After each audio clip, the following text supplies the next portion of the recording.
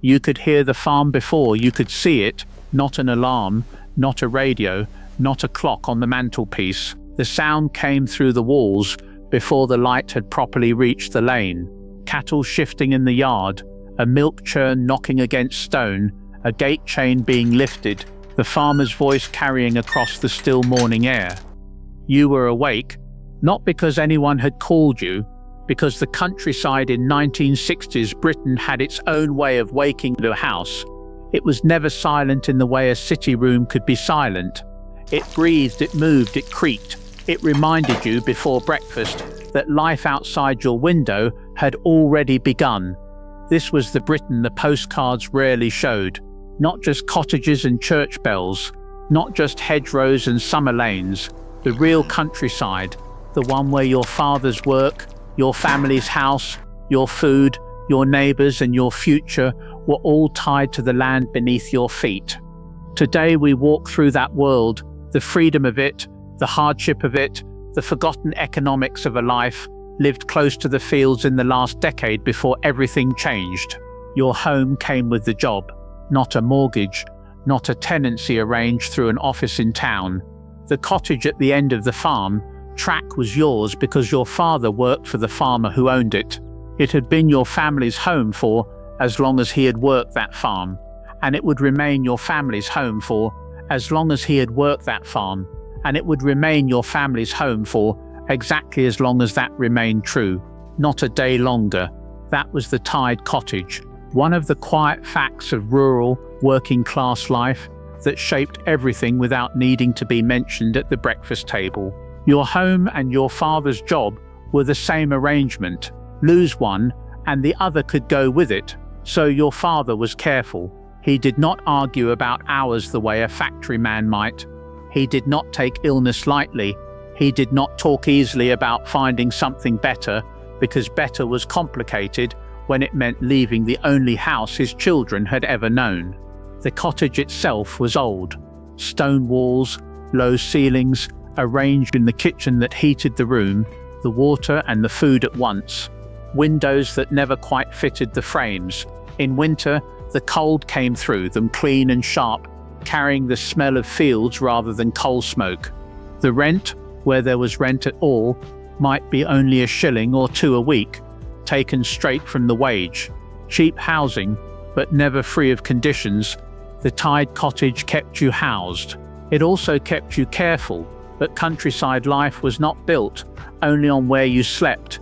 It was built on what the land gave. Back potatoes, eggs, milk, a pig in the pen, vegetables from the garden, the things that reached the kitchen table without ever passing through a shop. And to understand rural Britain in the 1960s, you have to understand what the wage was and what the land quietly added to it. The farm labourer earned less than Tocken the factory worker. Everyone knew it. Nobody needed it explained.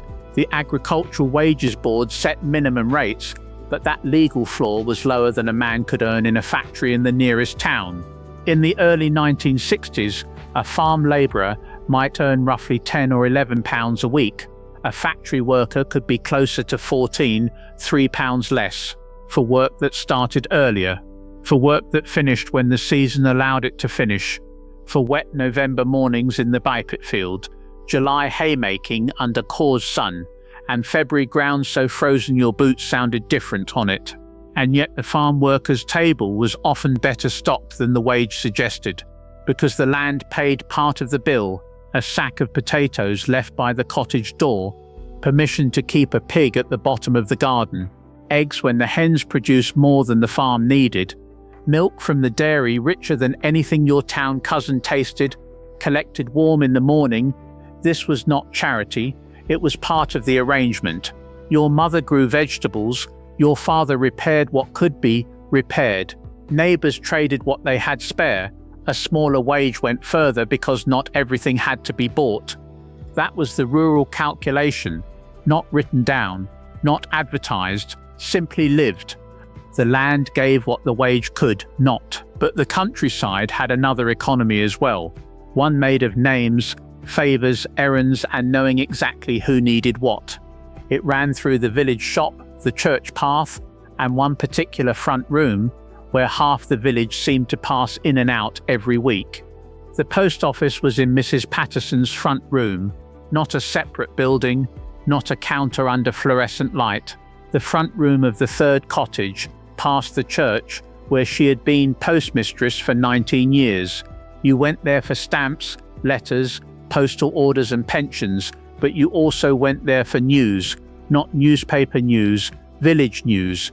Who needed harvest hands? Who was moving to Coventry? Whose cottage might become available? Whose son had passed his exams? Whose mother was unwell? Information travelled in the ordinary business of buying a stamp. The village shop stood nearby. It smelled of paraffin, tobacco, soap, biscuit tins and damp coats. It sold what its customers needed because the customers had been the same families for years.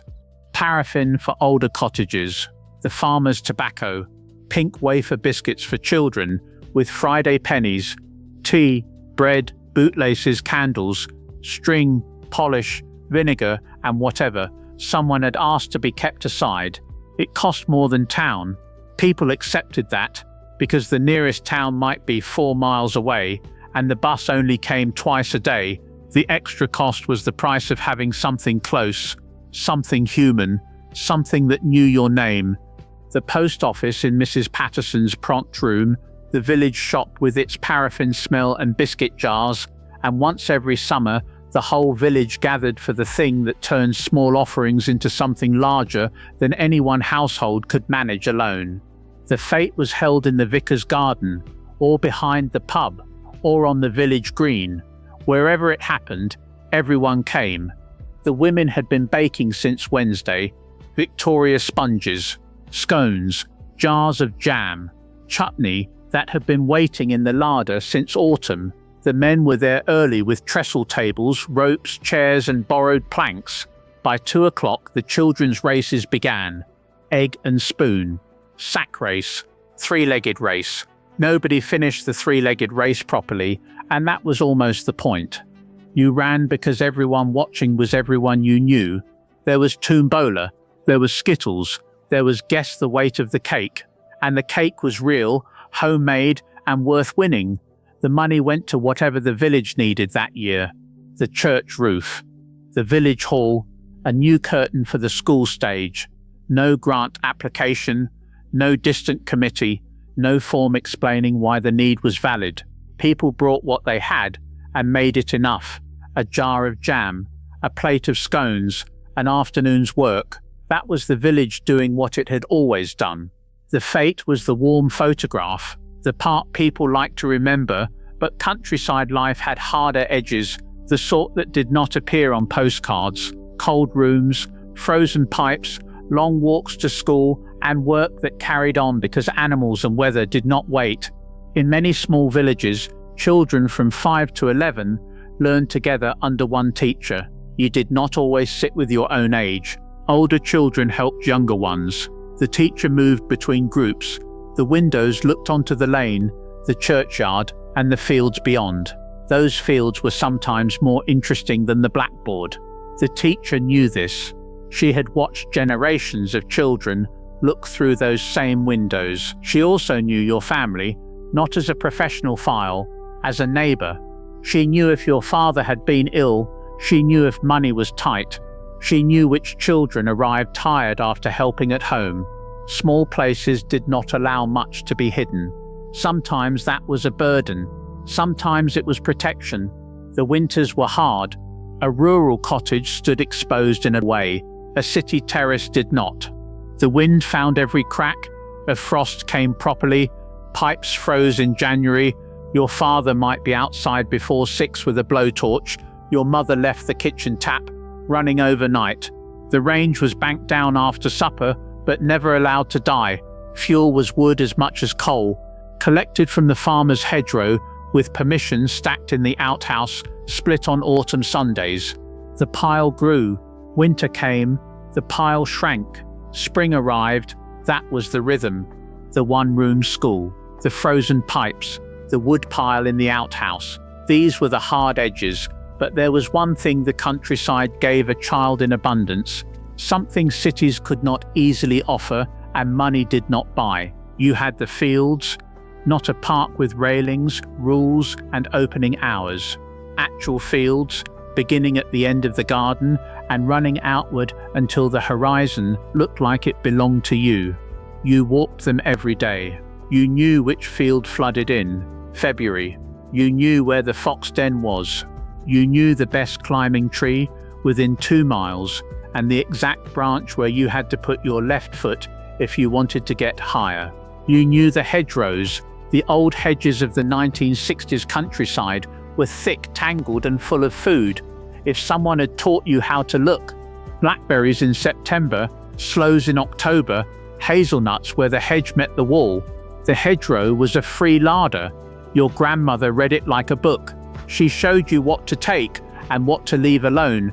That knowledge did not come from school. It came from someone older walking slowly beside you, passing on what someone had once passed to them. No lesson plan, no qualification, just the hedge and someone who knew it, and time enough to learn. The 1960s British countryside is not entirely gone. The fields remain in places, some hedgerows still stand. Village churches still ring across morning air that sounds much the same as it did then, but the life that animated it has mostly disappeared. The tied cottage, the farm wage paid partly in milk, eggs and potatoes, the post office in Mrs. Patterson's front room, the fete in the vicar's garden, the one-room school, the woodpile in the outhouse, the hedge that fed you free in September. That world has gone. The farm labourer earned less than the factory worker, but he had land around him. He had neighbours who knew his name. He had work that was hard, visible and necessary. He had a cottage, however precarious. He had seasons that told him where he was in the year without needing a calendar. And he knew in his hands, in his back, in the woods stacked every autumn, that what he had was worth having. I want to hear from you now. Did you grow up in the countryside? The tied cottage, the village school, the hedgerow in September, the fete, the fields that seemed to go on forever? Or did you visit it, grandparents in the village, summer weeks that felt like a different country? Tell me in the comments below. Every memory of that world deserves to be kept. Subscribe to Yesterday UK, and I will see you in the next one.